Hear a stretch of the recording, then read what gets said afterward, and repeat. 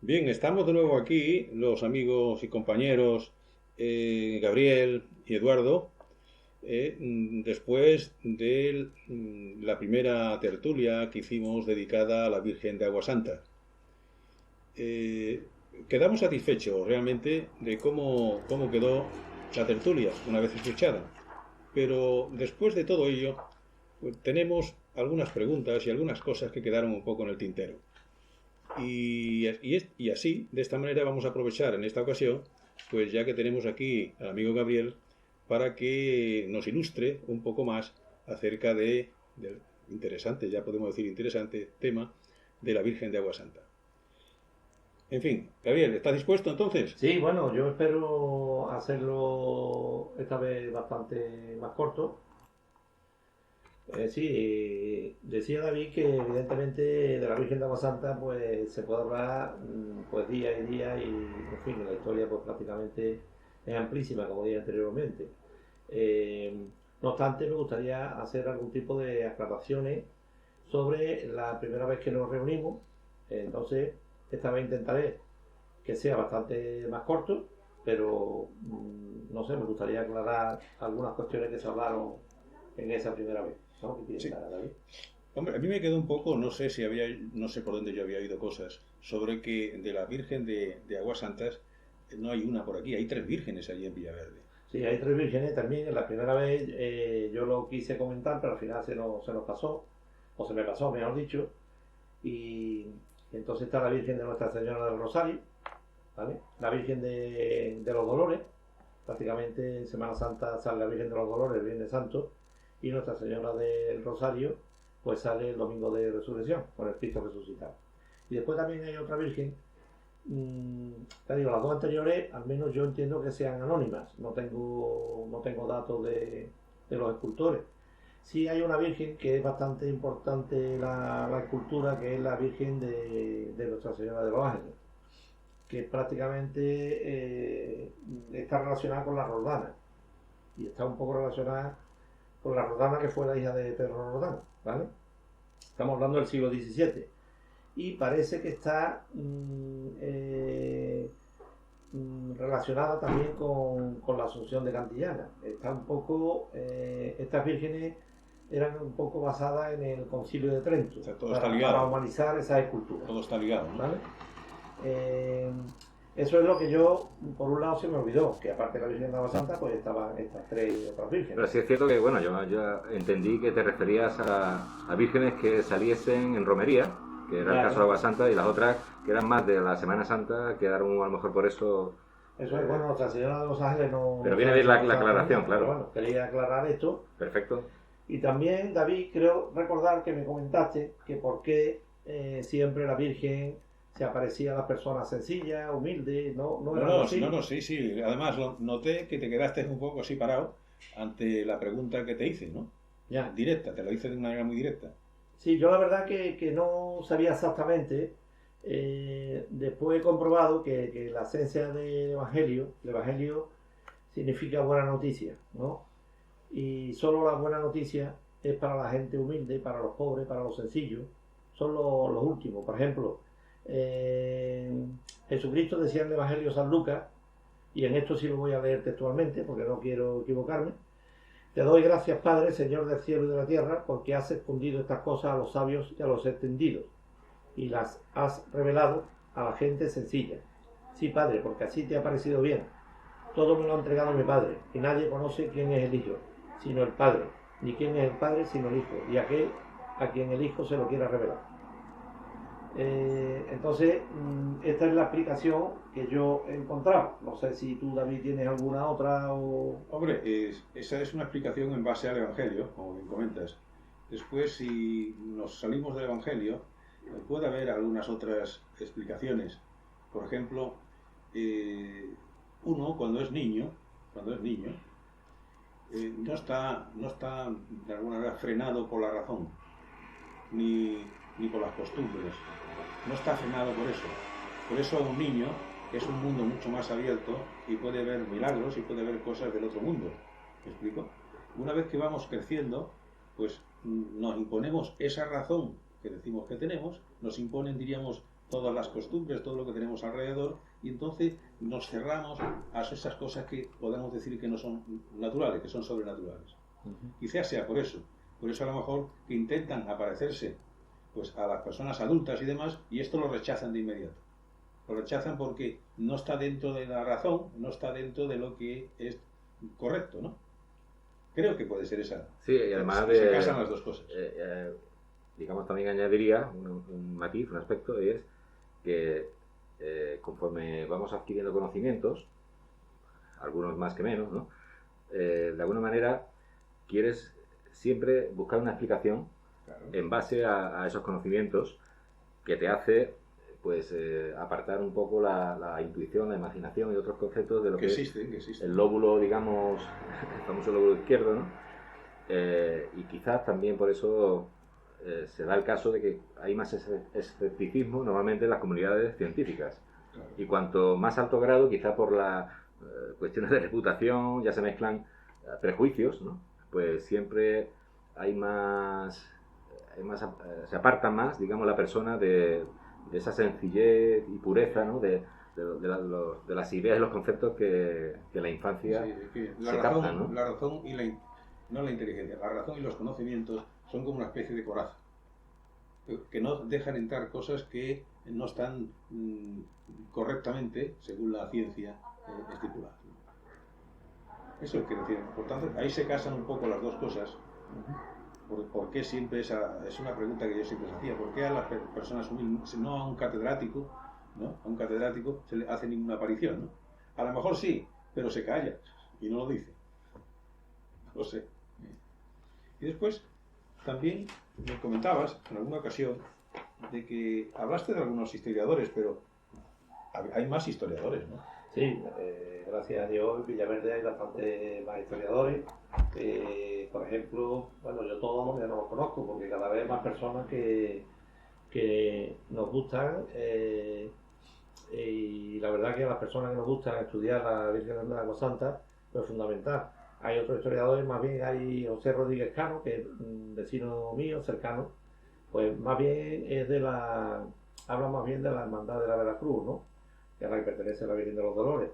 También José Luis Benítez Acosta, que es el actual hermano mayor. El día que nos reunimos fueron las elecciones, se presentaban esos dos primos. Entonces ya posteriormente pues ha tomado posesión José Luis Benítez Acosta, que también le encanta y aporta bastantes cosas a la historia de la Virgen, ¿vale? La otra vez también me resultó, yo creo recordar que dije que la Virgen de Agua Santa estaba venerada también en la iglesia mayor visigoda de la capital, e incluso la Virgen de Agua Santa llegó a estar en el altar mayor de la Catedral de Sevilla, ¿vale? Entonces, de las veces que venía la Virgen, hay en el año 1566, creo recordar, pues había una sequía bastante amplia. Estoy hablando, digamos, de algún efecto milagrero. Efectivamente. Entonces, había una sequía bastante grande y se pusieron de acuerdo para traer la Virgen de Agua Santa a Sevilla, y también el Cristo de San Agustín desde el convento de la Cruz del Campo. Entonces, pues el mismo día que empezaron la Virgen de Agua Santa, inició el viaje a Sevilla, junto con el Cristo de San Agustín, pues empezó a llover y se llevó 17 días lloviendo. De hecho, la Virgen de Agua Santa estuvo en el hospital de las 5 Llagas 16 días. Posteriormente también vino de nuevo a remediar la sequía en el año 1589. Hubo bastante más veces que vino, en el 1571. En el 1580 pues se trajo a la Virgen de nuevo porque existía la epidemia del catarro o del moquillo y fallecieron más de 1200 personas en Sevilla. Después yo también quisiera contar, digo por último, ya no sé, no creo que tengamos... ¿Algún efecto milagrero más reciente, ¿no? Sí, tengo un efecto milagrero más reciente desde hace unos 8 o 9 años, ¿vale? Yo lo entiendo así. Una compañera, una amiga mía, pues estaba embarazada, entonces pues le dijeron que el niño pues traía un tema en el cerebelo que iba a hacer bastante mal. no sabía si abortar o no abortar, ya con la legislación vigente que está actualmente, ¿no?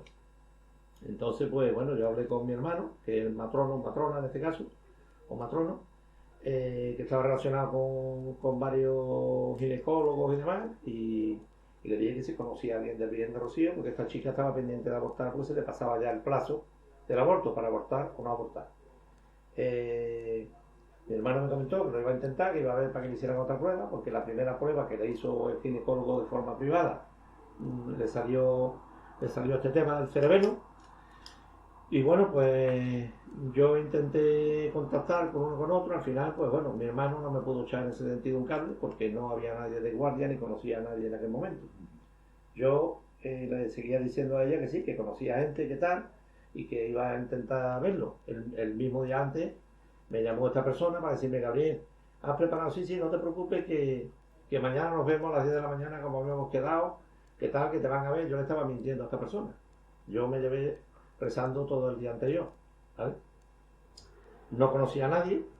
Ella y el marido me estaban esperando en la escalera del Virgen de Rocío, en el hospital maternal, y yo hablando con ella, pero seguía rezando, pidiendo a la Virgen de la Santa que bueno, que hiciera lo posible porque pudiera conocerla, la pudieran atender.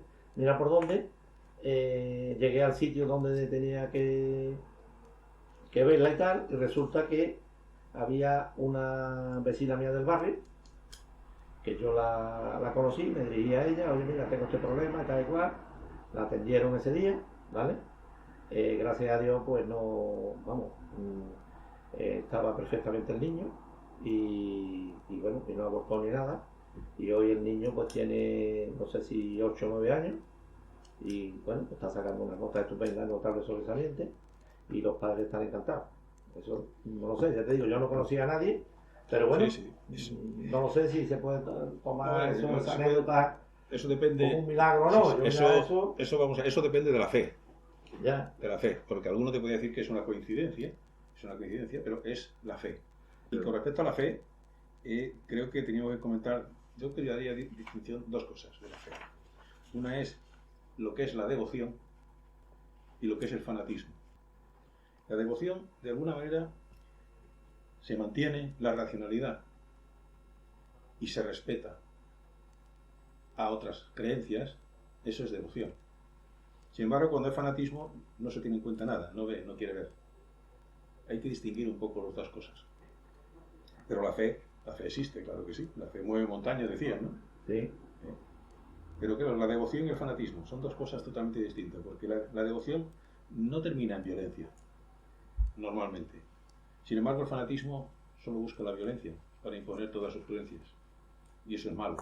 Y eso tenemos mucho que hablar y tenemos mucho en la historia. Sí, digamos que el fanatismo, digamos, es una expresión desmedida de la defensa, por ejemplo, de una creencia, ¿no? Sí. Cuando la devoción, por definición, es amor, es amor. Veneración. Por tanto, no deberían de confundirse. Sin embargo, sí, a veces es que el límite es complicado. Cuando yo he hablado del tema de mi hermano, que no me pudo echar por un cable, tenía un interés especial, pero es que no conocía a nadie, ni podía llamar a nadie, porque en ese momento no estaba nadie de guardia, ni nadie que conociera, ¿no? Y bueno, pues eso es lo que yo puedo decir. No sé, para finalizar, Eduardo, si tú tienes algo que decir. Sí, yo ya en relación precisamente a lo que acabas de decir, ¿no? Contando este testimonio tuyo personal, ¿no? Sobre un caso de otros tantos donde acudiste, digamos, a tu fe en la Virgen, y recuerdo que te preguntaba yo antes hasta qué punto era la imagen en sí, el objeto, digamos, era importante en los milagros, ¿no? Porque, por ejemplo, explicabas que cuando había un suceso, sobre todo si era de gran magnitud, que afectaba a la ciudad o afectaba a alguien importante se llevaba a la Virgen, sí, el tema de la sequía, al lugar concreto. Es decir, que en cierta manera está la fe por un lado, que no entiende de distancias, ni tampoco tiene que estar la imagen, sino es la creencia que tenga uno en la mente, pero también en algunos casos se considera importante el que esté cerca la imagen, ¿no? Yo lo digo porque, por ejemplo, de siempre porque las personas en muchas cosas no hemos cambiado tanto, ¿no? Siempre ha existido lo que se denominaban objetos de poder, que podían ser desde cosas cotidianas, artilugios cotidianos, Como el becerrito de oro. El becerrito de oro, la imagen en este caso de la madre de Jesús, pero siempre, digamos, hay un objeto, hay algo físico sobre el que, digamos, se refleja esa devoción, ¿no? Entonces, lo digo porque en aquel momento quizá, bueno, dijimos tajantemente de que no era necesaria la imagen, pero parece ser que sí, ¿no? Que en realidad hay momentos donde desplazar la imagen al lugar donde hay una necesidad de una ayuda, ¿no? O está ocurriendo algún hecho negativo o hecho triste, ¿no?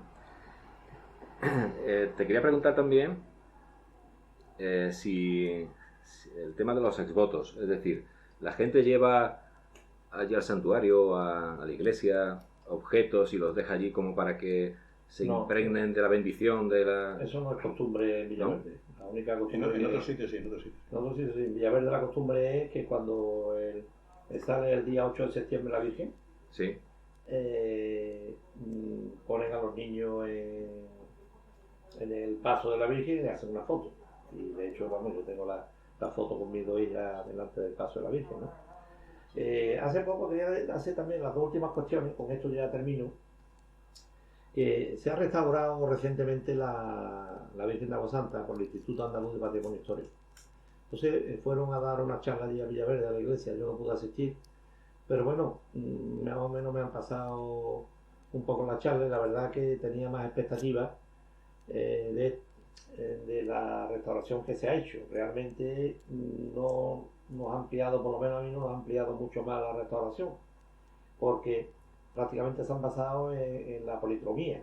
No sé si es que no se lo han facilitado a estas dos personas que fueron con toda su amabilidad a Villaverde a hablar sobre la Virgen, y no se le han facilitado a lo mejor todos los documentos y toda la historia de la Virgen, y haber ahondado más en mi primera intervención con respecto hasta el siglo XIII, la etapa visigoda y todo esto, ¿no? Y por último, yo siempre decía que Villaverde y Agua Santa, pues que siempre van unidos. Entonces, hasta el himno de la Virgen de Agua Santa, pues te dice que Villaverde y Agua Santa son dos nombres que hizo Dios. Y enlazándolo a la historia, hizo un camino a la gloria desde mi pueblo hasta Líbano. Esto es una parte del himno de la Virgen de Agua Santa. Evidentemente tiene más himnos y más canciones dedicadas a la Virgen de Agua Santa. Yo por mi parte ya... No, lo único es que para lo que ha comentado antes últimamente Eduardo, que era el tema de que por qué es necesaria la imagen. Mi opinión es que normalmente para muchas personas no hace falta, tienen fe y no hace falta que esté la imagen delante. Pero hay otras personas que sí que la necesitan de estando delante. Por lo tanto, dirá, bueno, pero quiero la fe se manifiesta de una manera buena. Es una opción más, es una cuestión sí. personal. Sí. De que... La fe está por la Virgen y por lo que significa, todo lo que está. Pero la siguiente parte es que hay personas que necesitan tener la imagen. Dijéramos, podemos decirle a estas personas que son idólatras, porque hablan de un ídolo, de una imagen. Pueden hacer lo que quieran, pero su fe está precisamente en la imagen. Por encima, sí, por encima de... Porque hay imágenes que están aquí, en de las Semana Santa en Sevilla, con tantas imágenes que hay, y no están completas. Solo tienen la parte de aquí arriba y después no hay nada. Sí, bueno, sí, hay, en algunos casos, bueno, la Virgen del Rocío, creo que también sucede igual, ¿no? Es una parte de la figura, pero bueno, no es más que, es lo que significa, que la representación de lo que... Y eso inspira, ¿no? Y genera la reacción, digamos, de las personas, ¿no? Lo que sin duda, me parece indudable, es que además de la importante y potente connotación religiosa y espiritual, es como hecho histórico, ¿no? Es muy rico, es decir, está lleno de episodios y es historia pura.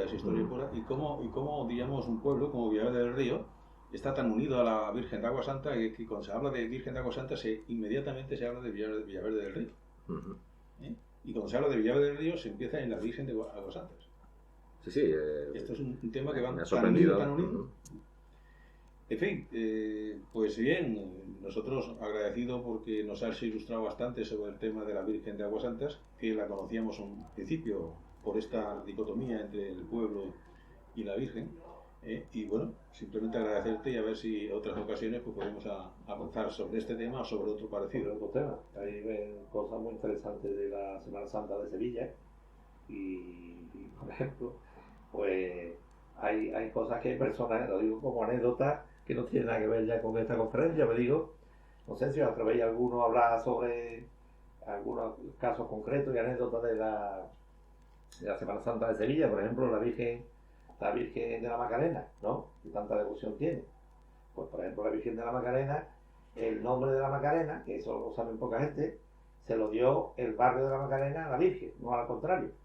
Los arrabales de Sevilla y tal, pues era el barrio de la Sí. Macarena el que le dio el nombre. Hay tantas cosas, yo ahí sí que podemos hablar en un tema Vale. de este, y, Sí. y todas las cosas cuando yo aparecí aquí en el año 82 por Sevilla, las cosas que me extrañaban a mí, porque me llevaban tremendas sorpresas, solo en este campo y en tantos otros, ¿no? Sí, Porque- una ciudad tan rica en historia como en folclore, en Sí, sí, diversidad. todo. Hay una diversidad tremenda aquí. No, por aquello que se decía, Sevilla no puede alardear de que ha sido inconquistada. No, todo lo contrario. Lo que pasa es que Sevilla ha conquistado a todos los demás, a todos los conquistadores ha conquistado Sevilla. Claro. Y que ese simplemente es el cambio radical. Es decir, nosotros no vamos a ponernos aquí, no. Que vengan, ellos mismos se quedarán ennubelados precisamente por esto. No hace falta convencerlos. Pues muy bien, pues Pues muchas gracias de Pues nuevo, nada, Gabriel. Y encantado de haber estado con vosotros y ya tendremos más ocasiones de tener nada, es un otras placer tertulias. y se ve que domina muy bien estos temas. Y yo creo que en cuestiones de historia de nuestra tierra y en todo eso hay que contar contigo, sin duda. La historia no se debe olvidar nunca. Tenemos que aprender de la historia. y ya no hablamos del Betis. Bueno, ya del Betis no hablamos. Historia viva, Y ya del Betis no hablamos ya. aunque a veces esté en la UBI.